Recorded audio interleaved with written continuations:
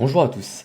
Dans ce premier épisode, j'ai envie de parler d'une thématique qui me tient à cœur. J'ai envie de parler de ce que j'aurais aimé savoir avant de rentrer dans le monde du travail. Pourquoi maintenant? C'est simple. Pour vous donner un peu de contexte, ça fait 5 ans que je donne des cours à l'IESEG, donc une école de commerce parisienne, et aussi à l'IAE d'Aix-en-Provence. Et j'ai également donné des cours en fait à HEC et à l'ECP, mais juste une seule fois. J'avais eu ces cours lorsque j'étais chez Germinal et que j'étais vraiment entre guillemets un peu le prof attitré, c'est-à-dire qu'on m'envoyait un peu dans toutes les écoles. Et c'est marrant parce que dans toutes les écoles où je suis passé, je vois toujours des patterns. C'est-à-dire que c'est toujours les MK sur 130 étudiants, t'as toujours 2-3 qui sont bien plus forts que les autres, bien plus intéressés. T'as toujours 20 personnes en gros qui sont là mais qui suivent le cours et qui sont moyennement intéressés. Et t'as toujours 5-6 personnes qui comprennent rien du tout. C'est très très marrant. À la fin de mes cours, je termine toujours par ce que j'appelle un retour d'expérience. Mon intention, c'est un peu de partager mon vécu sans vérité absolue. Et je leur dis vraiment, du coup, prenez ce qu'il y a à prendre, mais laissez le reste. Vous n'êtes pas obligé de m'écouter. Surtout, vous avez totalement le droit de ne pas être d'accord. Et moi, je suis surtout là pour débattre en réalité. Et peut-être qu'à la fin, soit vous arriverez du coup à me donner tort, ou inversement, j'arriverai à vous convaincre du coup que j'ai raison. Et c'est très apprécié parce que moi-même, du coup, j'ai fait une école de commerce. Et en réalité, l'école ne nous prépare pas à la vraie vie après l'école. Ce qui est un peu bizarre parce que dans les faits, une école de commerce, souvent, on a beaucoup de cours théoriques et pas mal de stages. Donc quand même, on est à minima préparé. Mais c'est vrai, il y a toujours des éléments qu'on ne sait pas, ce qui est tout à fait logique aussi. Et la tendance de fond que je vois là depuis, je dirais, 2 ans, c'est que les étudiants ont vraiment très très peur de ne pas trouver d'emploi après leur école. Et donc, ils sortent de l'école avec une peur monstre en fait de ne pas trouver un emploi, ce qui pour la plupart en fait les paralyse. Et c'est un constat que j'ai depuis vraiment très récemment, parce qu'avant c'était pas du tout le cas. Pour le coup, en 2020, alors que c'était pas le Covid, je dirais pas que j'en avais rien à faire, mais en gros on sentait que c'était pas forcément une grande crainte, alors qu'aujourd'hui en 2025 et aussi avant en 2024, et je pense que ça va être pire les années suivantes, ils sentent qu'en gros il y a un peu un bouleversement sur le monde du travail où ce qu'ils apprennent en école, au final, n'est pas forcément méga utile, notamment avec tout le monde au courant, je pense, l'arrivée des IA et de tous les outils comme ChatGPT, Claude, etc. Et donc, je termine toujours mon cours par ça et je parle toujours des thématiques du salariat versus freelance, startup versus grand groupe, les salaires et la réalité du marché. Thème très intéressant parce qu'ils sont toujours en fait en décalage total.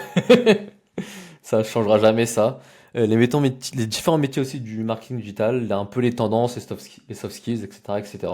Donc voilà, c'était l'intro. Pour ceux qui ne me connaissent pas, je m'appelle Christian et vous écoutez Dérapage. C'est un podcast où je parle un peu de ma vie et de la manière dont ma vie perso influence ma vie pro et inversement, car moi j'estime que les deux sont intimement liés et qu'au final la barrière entre la vie pro et la perso est vraiment très très fine.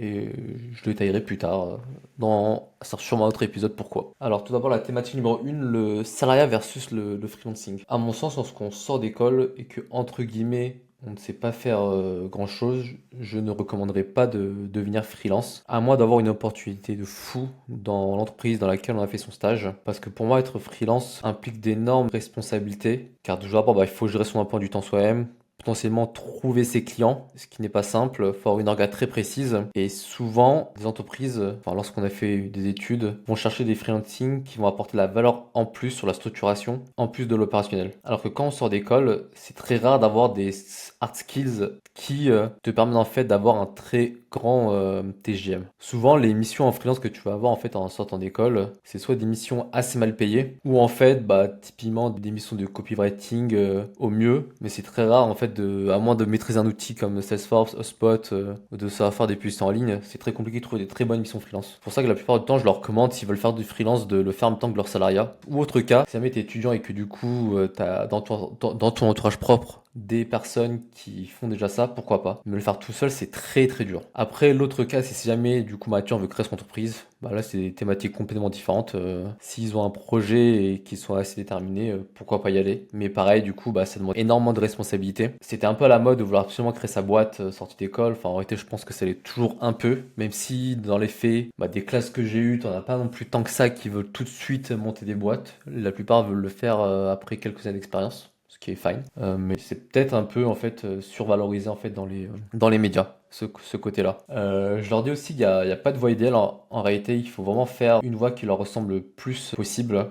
Parce que forcément, en fait, nos choix, lorsqu'on est très jeunes, sont dictés par notre entourage, du coup, bah, nos parents, nos amis. Sauf que la transition, du coup, bah, une fois qu'on sort d'école de commerce ou d'école d'ingénieur, à 22-23 ans, bah, c'est un peu l'âge où on essaie de faire ses propres choix. Mais dans les faits, en fait, il y a toujours ta mère ou tes potes qui vont te dire fais ci, fais ça, c'est mieux. Et t'es rarement capable de faire tes propres choix. Côté salariat, moi je trouve que c'est un très bon point d'entrée au début parce que quelqu'un qui rentre en tant que salarié va vraiment apprendre à se structurer, à bosser en équipe et ça c'est vraiment méga important. Je recommande toujours en fait de travailler, surtout lorsqu'on sort d'études, de travailler dans des entreprises en présentiel parce que c'est l'hard skills, ok, c'est hyper valorisé, mais dans les faits, on sous-estime, je trouve, la partie soft skills. C'est-à-dire de un, bah, comment communiquer avec du coup tes supérieurs et sinon les personnes qui travaillent avec toi. Que ça soit en fait en asynchrone sur Slack ou en fait en présentiel. Comprendre aussi qui fait quoi dans l'entreprise. C'est-à-dire, c'est pas vraiment faire de la politique, mais comprendre en fait à qui tu dois demander tel élément pour réaliser telle action, à qui tu dois demander cette autorisation pour pouvoir faire ça. En fait, ça c'est très dur, je trouve, de le comprendre lorsqu'on est junior, en fait, sur du distanciel. À moins de travailler dans une entreprise qui est vraiment hyper ouverte, très du coup télétravail friendly, c'est-à-dire communication asynchrone au top, avec des points réguliers pour se faire des updates sur l'entreprise une fois par semaine. Mais je trouve que même globalement le télétravail, je dirais pas que c'est surcoté parce que moi en réalité je suis en télétravail, mais on bosse souvent quand même mieux en présentiel lorsqu'on voit les gens. Et que ce qui est le vrai avantage du télétravail, c'est surtout le fait d'éviter les transports en commun, enfin le temps de transport tout court quoi.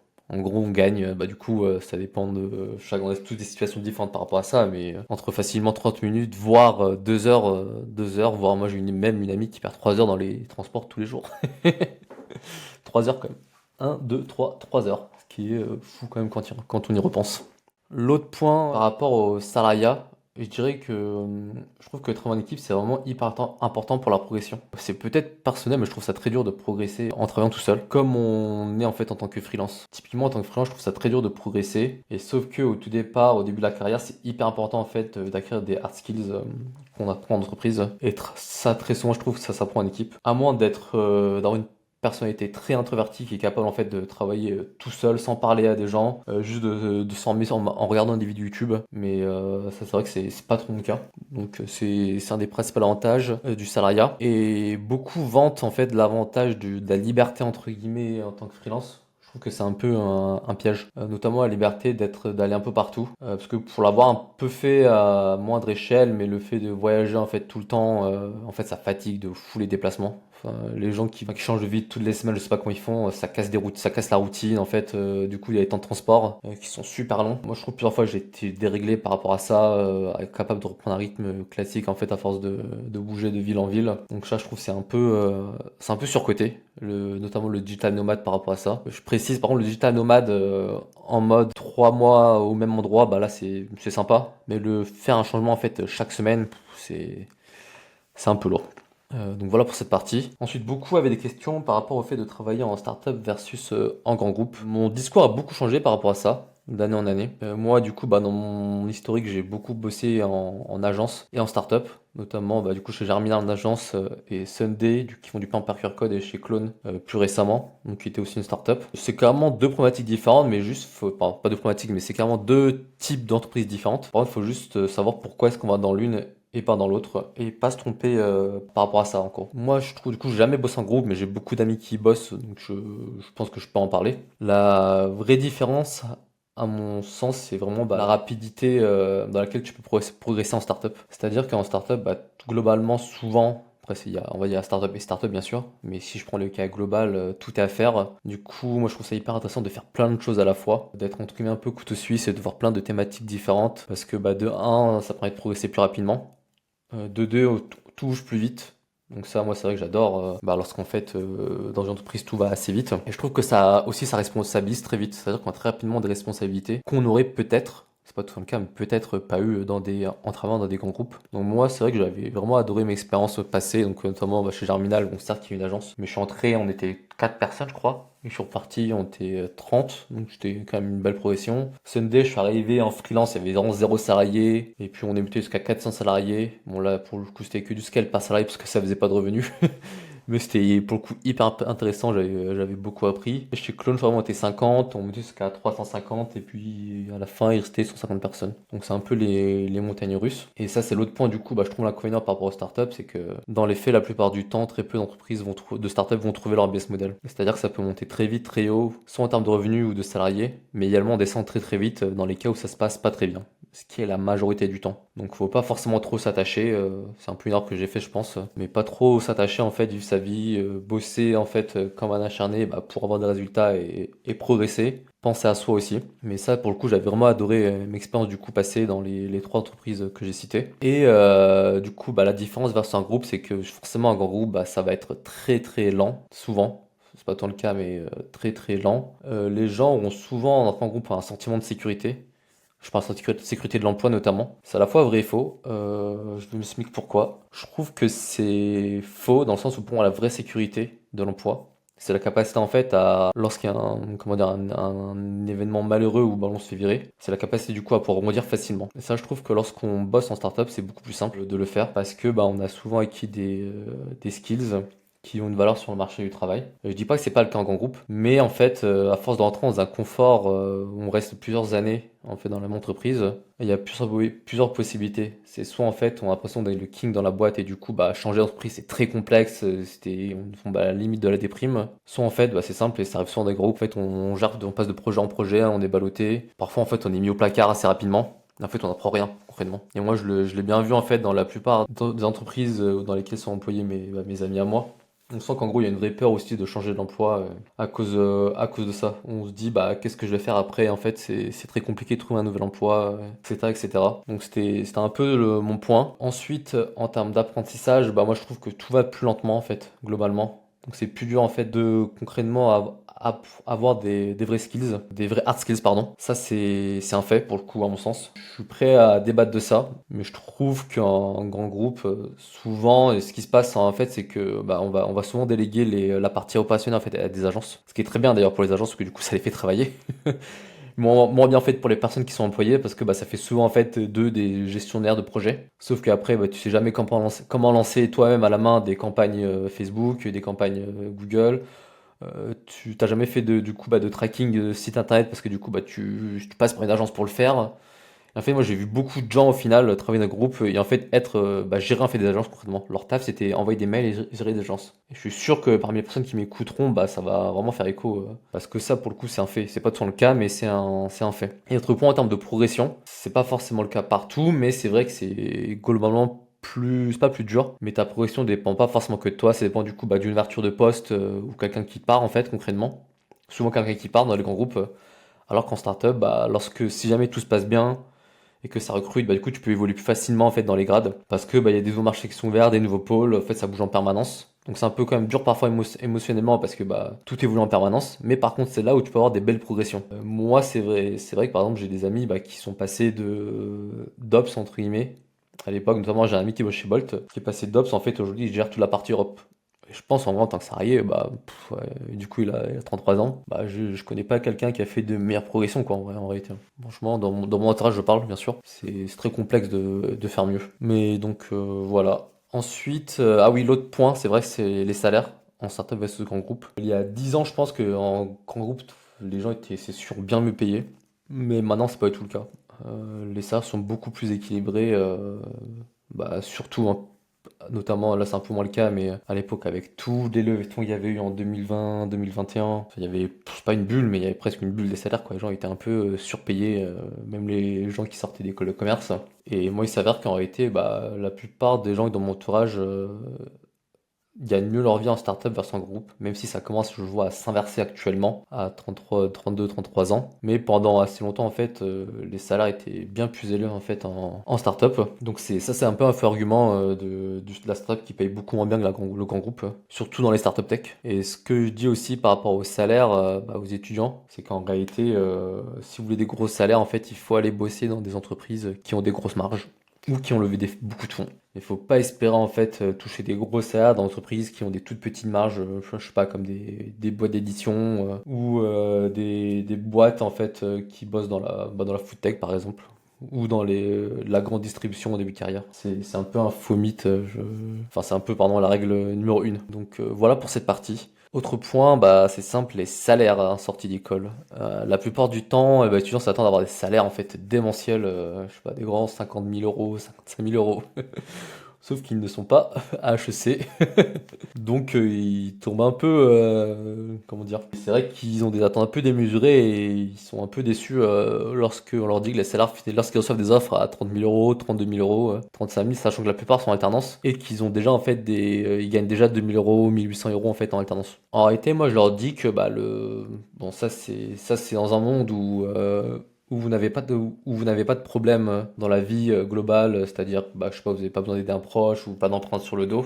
Moi, je dirais qu'en réalité, le salaire, c'est pas l'élément le plus important. L'élément le plus important, c'est vraiment bah, d'intégrer une entreprise dans laquelle on peut progresser et avoir des skills très très forts. Parce que les vraies différences de salaire se jouent bah, là, pour moi, entre 32, 33 ans et en fait jusqu'à bah, la fin de carrière, quoi. Mais en début de carrière, tout le monde va être entre 35, bah, les 20, pour les bas salaires, 22 en sortant d'école, enfin sortant d'études, 28 000 euros et jusqu'à 45 000 euros souvent. Et encore. Avoir plus, c'est quand même très dur, soit faut aller dans les bonnes entreprises de conseil ou là en fait je sais pas, mais il y a pas, souvent c'est ça, hein. Ou en finance quoi. En finance, boîte de conseil, c'est un peu les deux gros secteurs on va dire qui payent bien. Mais parce que le vrai levier du salaire en fait c'est sûrement bah, un mix entre rareté, compétence, enfin rareté de la compétence pardon, mais pas le diplôme. En réalité, le diplôme, du coup, bah, en réalité, à moins de faire des écoles top 5 écoles d'ingé et commerce, je pense, ça va pas changer grand-chose en fait. Et moi, je leur dis du coup bah, que tout se joue en fait entre bah, 30 ans et 40 ans, quoi. Et c'est là qu'en fait les gros écarts de salaire se font, et moi je le vois aussi autour de moi, c'est par ce moment-là où du coup bah, les gens commencent à très bien aussi gagner leur vie en réalité, hein. Donc voilà pour cette thématique. Et pour conclure cet épisode, j'ai envie de parler un peu de l'équilibre vie pro, vie perso. Ce que je vais dire, c'est un peu un discours de vieux, mais moi je le vois aussi là autour de mes étudiants en réalité. Et on était sûrement comme ça, enfin j'étais sûrement comme ça étant étudiant. Peut-être, mais en réalité, j'avoue, je m'en souviens plus. Mon ego dit que non, mais dans les faits, c'est sûrement un vrai jusqu'à un certain point. La plupart des gens, en fait, espèrent, en fait, peu travailler et gagner énormément d'argent. Je leur dis que, bah, en réalité, pour toucher des gros salaires, c'est très compliqué. En fait, il faut vraiment être énorme, bosser, apporter énormément de valeur à l'entreprise et, en fait, se donner à fond pour son entreprise, en fait, où on travaille, où on freelance, un peu importe, mais dans ce qu'on fait. Et que du coup, ça, c'est une thèse que j'ai, mais équilibre vie pro, perso, en fait, n'existe pas forcément parce que tout est un flow continu. Et en fait, pour moi, la vie pro, c'est quelque chose qu'on met dans notre sac à dos, en fait, qu'on ressort parfois en fait dans notre vie perso. Je vous donne un exemple. Je vais au bar avec mes potes. Bah oui, ils vont tous me demander en fait qu'est-ce que je fais en ce moment, est-ce que j'ai des missions en freelance, comment ça se passe la création de mon entreprise. Et du coup, bah la vie pro perso et toute la charge mentale avec aussi en fait, parce que tu sais que les gens, notamment lorsque tu crées une entreprise, vont toujours te donner leur avis tout le temps. Tu vas toujours en fait avoir des conseils en fait non sollicités. Et du coup en fait tu restes jamais tranquille en fait à 100%. Parce que très souvent les discussions qu'on a, enfin comment dire quand on est adulte, c'est pas que ça bien entendu, hein. Mais étant donné que le travail représente une grosse partie de notre vie, enfin, pour la plupart des gens, bah, on va très souvent parler de ça en fait lorsqu'on se retrouve. Bien entendu. Bien que bien sûr on ait d'autres sans intérêt, hein, je précise. Mais tout ça pour dire qu'en réalité, pour moi, l'équilibre vie pro-perso n'existe pas forcément. Et si jamais on veut absolument l'avoir, c'est que du coup, forcément, on a eu un problème avant. Ou alors qu'on a peur en fait du travail. Et je reviens du coup sur le point que bah, beaucoup de gens sont un peu en mode make money facile, s'attendent à gagner beaucoup d'argent en fait facilement, ou veulent le faire du moins. Et moi je leur dis très souvent que c'est très compliqué et qu'en réalité au début de votre carrière en fait il faut absolument se donner à fond, quitte à faire toujours le kilomètre en plus dans votre entreprise, parce que de un ça vous donne énormément de confiance. Moi, c'est un peu quelque chose qui m'est arrivé chez Germinal, lors de l'agence dans laquelle je bossais, c'est que à chaque fois, j'essaie de faire le kilomètre en plus pour vraiment satisfaire les clients, en fait, satisfaire aussi bah, mes N plus 1, mes collègues, un peu montrer entre guillemets, que c'était pas vrai, mais que j'étais le meilleur et bon. Et en fait, ça m'a donné une telle confiance en moi, en fait, qu'au bout d'un moment, tout se faisait de manière naturelle.